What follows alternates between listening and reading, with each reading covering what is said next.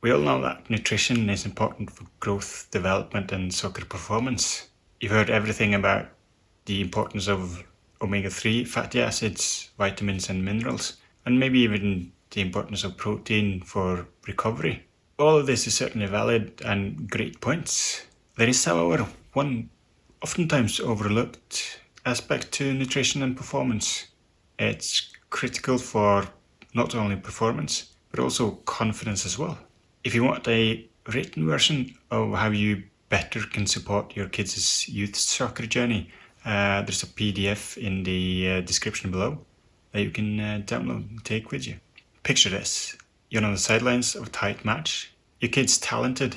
You know they have the skills, but you see them starting to fade. That loose ball, they're a step late. That burst of speed they had, it's gone. The coach subs them off, and in the car ride home, their confidence is low. They just can't understand why they can't keep their energy up for the whole game. Sounds familiar? As parents, we often think that maybe they haven't got enough protein, or maybe they need some more vitamins to perform. But what if the answer isn't in the recovery, but the fuel tank itself? What if their engine is simply running out of gas? That gas or fuel for high intensity activities like soccer is carbohydrates. And carbohydrates are the primary fuel source for muscles during these short bursts of really high intensity. The sprinting, the jumping, the quick changes of direction. When these fuel stores, known as glycogen, get low, performance can drop off a cliff. And this isn't just a theory. Multiple studies have shown that when these glycogen stores are low, players run shorter distances at a slower pace, particularly in that critical second half. That's the difference between winning that tackle or seeing the opponent run by you. The crazy part is that the research shows that this is a huge blind spot for young players.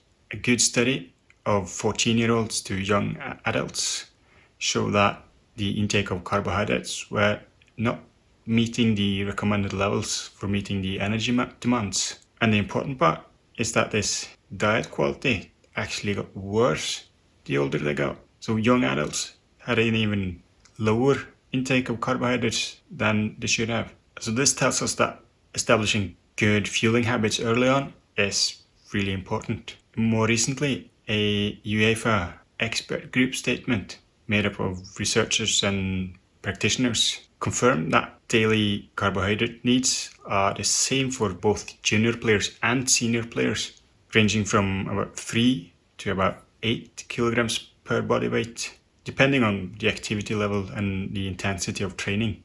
Yet, they also highlighted that a lot of the elite young athletes did not meet the recommended levels.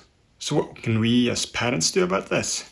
How do we make sure that our kids are properly fueled, ready to perform for 90 minutes? Here are 3 simple, actionable tips that you can start implementing tomorrow. Number 1, fuel up the day before. Performance nutrition doesn't start on the day of the match. It starts the days leading up to it, and particularly the day before. On the day before a match, training is usually light. This is a perfect opportunity to top off those carbohydrate stores. Think pasta, rice, potatoes, bread with their meals. Don't overcomplicate it, keep it simple. Number 2, pre-match meal can be key. About 3 to 4 hours prior to kickoff, your kid should have a meal that is high in carbohydrates but is easily digestible. A bowl of porridge with a banana, a chicken and rice dish, or a light pasta dish can be great. Avoid high fat and overly heavy foods. Try to see what your kid likes and tolerates and change it up from there. And number 3, don't forget about halftime. Halftime is the perfect time to refuel in order to perform that second half as well. The experts at UEFA recommends about 30 to 60 grams of carbohydrates during a halftime break. Again, don't overcomplicate it. A banana, a sports gel, a handful of dates or a sports drink can do the trick here. It can give them that little boost to still perform when others are starting to tire. And this is probably the only time that a sugary drink is the best option.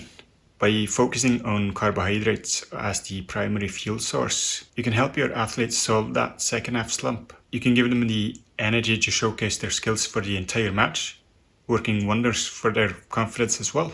And it's not about complicated diets, it's about a simple shift in focus from just focusing on recovery to focusing on what fuels performance in the first place as well.